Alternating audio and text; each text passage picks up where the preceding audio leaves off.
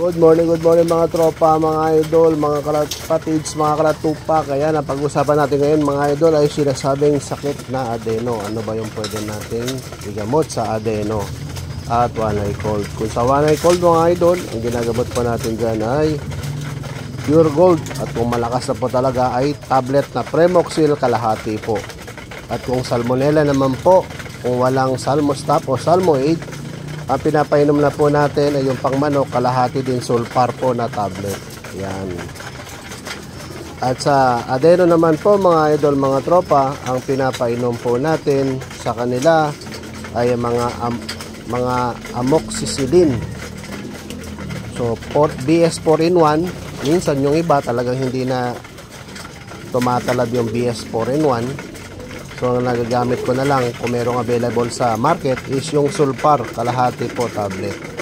Yan. BS 4-in-1, maganda po yan sa adeno. Pero pag hindi na po tumalab, kailangan na po na mas matapang. Pinapainom ko po dyan ay Sulfar. Ayan. So dyan lang muna mga idol.